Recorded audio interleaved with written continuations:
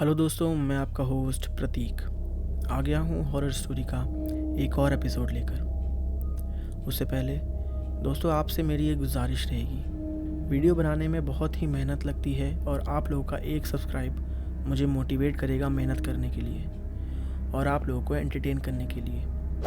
तो प्लीज़ जल्दी से जाके चैनल को सब्सक्राइब कर लें, क्योंकि इससे और भी मज़ेदार कहानियाँ अभी चैनल पे आने वाली हैं। कहानी पे आते हैं दोस्तों। ये कहानी है शोभित नाम के एक लड़के की, कैसे उसके दोस्त की रहस्यमयी तरीके से मौत हो जाती है। आगे की कहानी हम लोग शोभित के पॉइंट ऑफ व्यू से सुनेंगे। दोस्तों, मेरा नाम शोभित है और मैं उत्तर प्रदेश का रहने वाला हूँ। आज मैं आपको मेरे मित्र के साथ घटी एक सच्ची घटना बताने जा रहा हूँ। मेरे मित्र का नाम शिवम है और हम बचपन से ही बहुत अच्छे दोस्त हैं और हमारी हर एक बात, हर एक सीक्रेट हम दोनों आपस में शेयर करते हैं। हम जब कॉलेज में आए थे तब उसकी सगाई हो गई थी।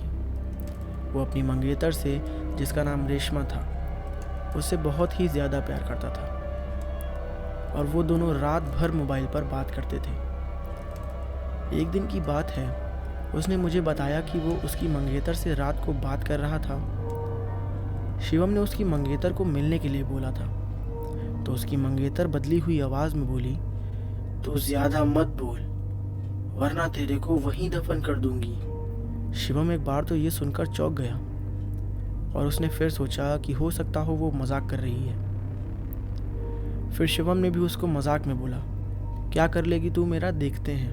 तो वो फिर बोली, "आज रात देख तेरे साथ क्या होता है।" ये कहकर उसने मोबाइल रख दिया। अगली सुबह जब शिवम मुझसे मिला तो वो अपनी आप बीती बताने लगा। उसने मुझे रात को फ़ोन वाली बात बताई और उस रात उसके साथ जो हुआ वो बताया।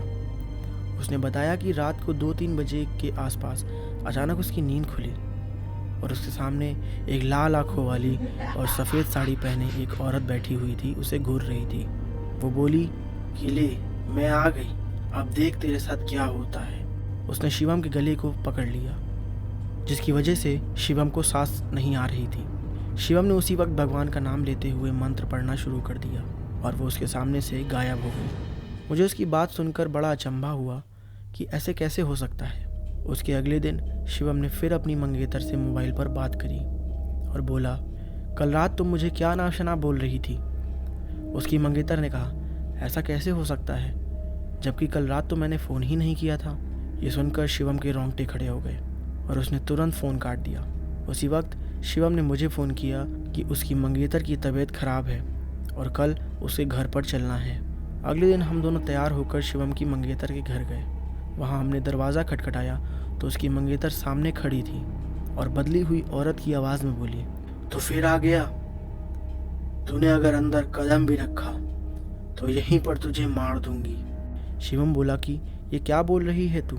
शिवम आगे था और जैसे ही उसने घर में कदम रखा, उसकी मंगेतर ने दीवार पर टंगी तस्वीर उतारकर शिवम के सर पे मार दिया।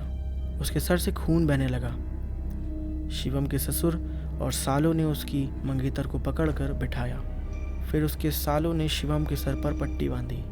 रेशमा के दादाजी ने बताया कि रेशमा के ऊपर एक चुड़ैल का साया है। इस पर शिवम के ससुर ने उन्हें अपना मुंह बंद करने के लिए कहा। थोड़ी देर रुककर हम वहीं से सीधे अस्पताल आ गए और ढंग से पट्टी करवाई। उसके अगले ही दिन मुझे शिवम का फ़ोन आया कि रेशमा की तबीयत बहुत ख़राब है और वो अस्पताल में भर्ती है। शिवम ने बाइक निकाली और हम दोनों जल्दी अस्पताल पहुँचे।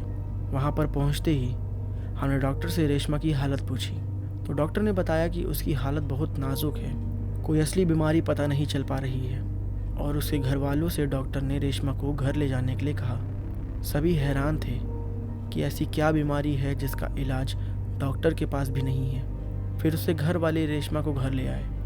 रेशमा ने शिवम को बुलाया और कहा कि मैं अब ज़्यादा दिन ज़िंदा नहीं रह पाऊंगी और तुम किसी अच्छी सी लड़की से शादी कर लेना। ये सुनकर शिवम की आंखों में आंसू आ गए और बोला, "तुम्हें मैं कुछ भी नहीं होने दूंगा।" फिर रेशमा के दादाजी ने उसको पास ही के एक तांत्रिक के पास ले जाने को कहा। हम उसको तांत्रिक के पास ले गए और तांत्रिक ने बताया कि इसको एक बुरी चुड़ैल ने जकड़ लिया है, जिसकी वजह से वो इसके शरीर को नुकसान पहुंचा रही है। तांत्रिक ने मंत्र पढ़ के किसी तरह उसके सही किया। तांत्रिक ने बताया कि अब इसको कुछ दिनों तक कमरे में बंद ही करके रखना पड़ेगा और हर रोज़ इस मंत्र का उच्चारण करना होगा।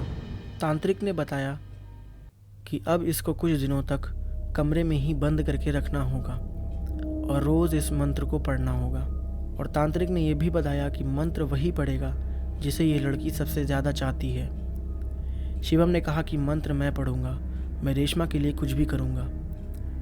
रेशमा और शिवम दोनों रात के 3 बजे बाइक पर वहाँ से निकल पड़े, लेकिन आधे घंटे बाद किसी का फ़ोन आया कि शिवम और रेशमा दोनों एक्सीडेंट में मारे गए हैं। ये सुनकर मेरा रो रो कर बुरा हाल हो गया था।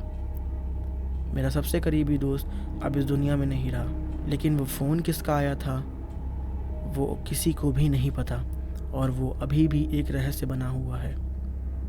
तो दोस्तों, ये थी आज की कहानी। आपको ये एपिसोड कैसा लगा है कमेंट में ज़रूर बताइएगा और अगले एपिसोड के लिए प्लीज़ चैनल को सब्सक्राइब करना ना भूलें।